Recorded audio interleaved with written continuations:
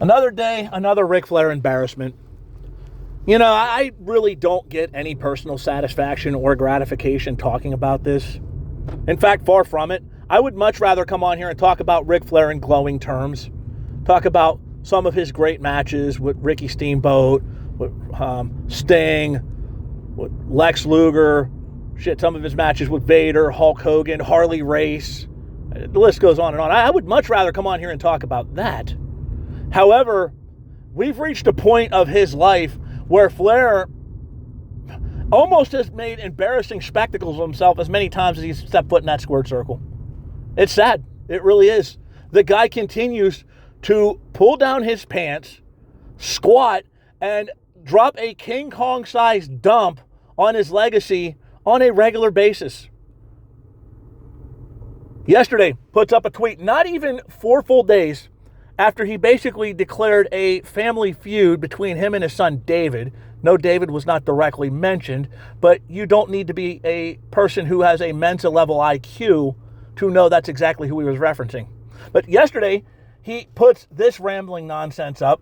If all of you haters don't realize what I have done in the business of professional wrestling to make a fortune for a lot of people, let me remind you, then proceeds to rattle off some of the shit he's done. This was on X yesterday. Here's the thing, okay? And the chances of Ric Flair listening to this are next to none. I get it, but in the interim that he may be, I just got this to put out there. There's not a single solitary individual that has followed your career, and even those who only know of you of an urban legend, okay, that were not born when you were still in that ring. Certainly weren't around when you were at your best in WCW or NWA. But even they know how damn good you were in that squared circle. You are on that Mount Rushmore for a very good reason, and it's going to take a superhuman effort for you to wind up off of it, okay? It's you, it's Hulk Hogan, it's 1 and 1A. Take your pick. Nobody questions that shit. What we do question is the countless ways that you make a fucking ass of yourself. That ruins that legacy, that tarnishes everything you ever did inside that squared circle. That tarnishes all the money you made for companies, all the people that you put shine on. It all goes to the back burner because here in the final years of your life, you do crazy, stupid bullshit. Declaring a family feud with your own flesh and blood, your son. Okay? Take that shit offline, dude. Give him a phone call. Give him an email. Give him a text. This does not need to be public knowledge. Your issues with David over him using the name Flair. Stand on your own 2 feet. The fuck? God forbid he capitalize off of the Flair name. Off of the Nature Boy's work, okay? God forbid he make a life for himself. You threw him under the bus, so you threw his wife under the bus. It's painful to watch.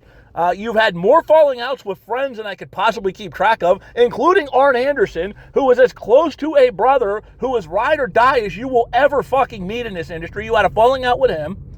You've had a falling out with Triple H, who idolized you. I got plenty to say about Triple H and the way he runs WWE, but there's no denying that he was very fucking good to Ric Flair. Very good. For a long time, they've had a falling out. You know, making a scene and putting this negative spotlight on your daughter because you put up some rambling bullshit post about Ludwig Kaiser, how you were going to kick his ass because of a promo he did. This is just some of the many. I mean, the videos for people where they pay their hard-earned money, right, cameos, only for you to give them back a drunken, rambling pile of shit that I would not give to someone for free, let alone charge them the amount you did. You did that. Making an ass of yourself at bars. Dude, talk about your haters. You bring this shit on yourself. You sincerely do. Every time you put up a rambling, nonsensical fucking post on X or Facebook or anywhere else for that matter, anytime that your name hits the headlines for other, idiotic bullshit, you bring this all. You bring all the criticism that you get upon thyself. And you will continue to do so until you wake up and most of all, grow the fuck up. You're 77 years old. You were given a second chance at life that so many people would kill for. They would give anything to have their deceased family members get the second chance that you got. You were on death's doorstep and you kicked out at 2. But instead of making the most of this near-death experience and this second chance opportunity at life, you continue to make a buffoon of yourself. You talk like a fucking drunken lunatic. You target people, picking fights on social media and in interviews with Stevie Richards and James Romero, like flexing your health issues versus Dutch Mantels. Like, what the fuck are we doing? Seriously, what are we doing? Again, there comes a point in your life, Rick, where you've got to put the nature boy aside. You've got to put Ric Flair to the back burner, and you got to take a look at yourself in the mirror. And if you don't like the shit that's happening, then use that reflection you see and do something about it. Make the change. Quit pissing all over the legacy that you broke your fucking back for.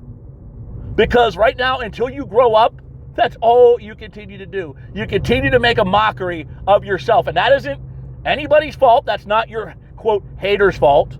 Okay? That's not Stevie Richards' fault. That's not Dutch Mantel's fault. That's certainly not James Romero's fault. They called him, what, penis head, whatever the fuck it is. Grow up, dude. Seriously, grow up. You're fucking almost 80 years old. And you talk like you're in 3rd grade. But all this shit you do, that's on you, no one else. And until you open your eyes and realize that, till you stop these rambling posts where every first letter is capitalized and half the time none of us can understand what the hell you're saying, until you stop declaring fucking family warfare on your son, your last surviving son, this shit's going to continue. And frankly, you, sir, have no one to blame but the man in the mirror.